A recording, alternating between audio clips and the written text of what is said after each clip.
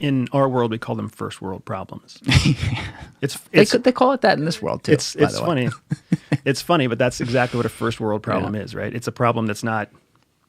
There's Maslow's hierarchy. You've heard of Maslow's hierarchy, right? Remind me. I have heard of that. So Maslow was a sociologist. I want to say he was a sociologist. He may have been a psychiatrist, but this old brilliant psychologist or sociologist, whatever he was, created this pyramid, this hierarchy of needs. Pyramids, triangles are a really powerful visual tool. So you've probably heard me refer to triangles multiple times. I know in concrete I refer to a triangle.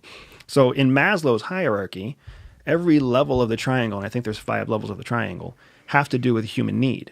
A human need that you can only achieve if you achieve whatever's on the lowest level. So the bottom level of Maslow's hierarchy is basic human needs: food, shelter, water. Yes. Okay. The next one above that is some kind of relationship, right? So if you have food, water, and whatever else, then the next thing you're looking for is some kind of relationship, something that's a community or a peer or a lover, something that creates a community of people, increases resources, gives you increased security. It fulfills a need that's not as important as basic needs, but still a viable human need. So bottom, and this is just me interpreting, bottom is survival. Yep. Middle is meaning. Not middle. The next or second, tier. sorry, second is more connection. Like connection, which is a part of the meaning of life. Correct. So basically everything, this is exactly what we're talking about, first world problems, right? After you get past the first base of the triangle, everything is a first world problem, right? Who I'm connected with, that's a first world problem. Do I trust my neighbor? Is my doctor being honest with me, right? Like, whatever. Does my boss really, should my boss be paying me more money? First world problems, buddy. Let me make this a Facebook status. There are billions of people who don't have the bottom rung of that triangle. Yeah. And we don't think about them. When do we think about them? We think about them when we're told to think about them. We were talking about Ukraine earlier, right? And have you heard people talk about how I'm tired of Ukraine, I'm fed up with Ukraine, like everything's Russian news, it's all this, it's all that, it's overdone, it's over. Of course. Yeah.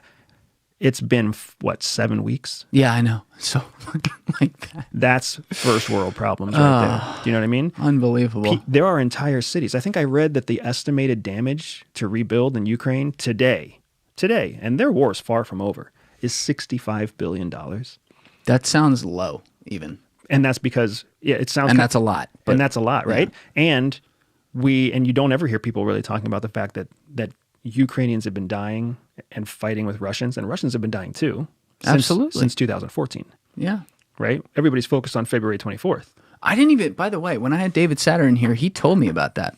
I knew about what's it called? Crimea? After the Maidan thing, when they did Crimea, that was a bulletless takeover. They basically walked in the building and said, "This is ours now." Yes. But the whole Donbass and Lugansk, I always get that. Is it Lugansk or Luhansk? Luhansk, I think. That's like a dyslexia thing in my head with that word. I don't know what it is. But he was telling me that I think over like the 1 year period after that, like 14,000 people died. Like there were real battles going that you didn't hear about that here. Nobody, because it's not interesting to us here unless somebody tells you it's interesting. So what ended up happening in the United States is like media got onto this thing.